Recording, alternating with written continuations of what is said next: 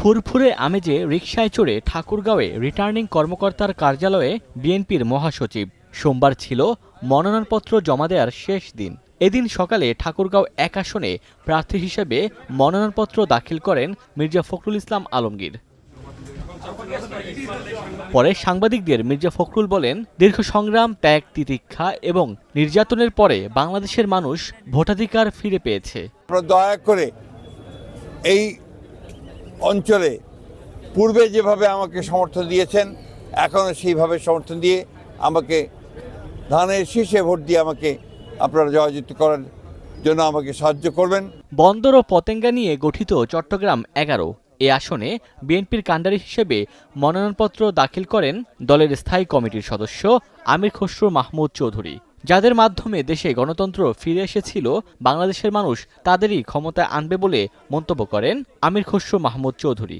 কারা গণতন্ত্রের জন্য সবকিছু বিসর্জন দিতে রাজি আছে, বাংলাদেশের মানুষের তো অজানা নাই।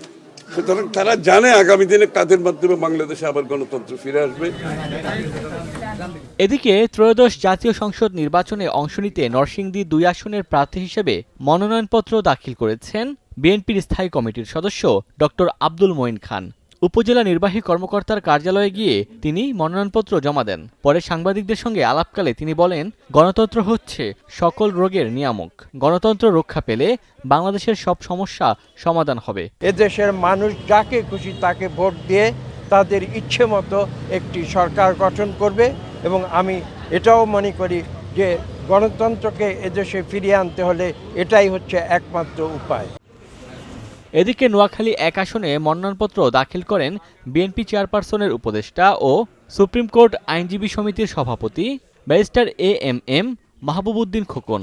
আর নোয়াখালী ৩ আসনে বিএনপির মনোনীত প্রার্থী বরকতুল্লাহ বুলু মনোনয়নপত্র জমা দেন।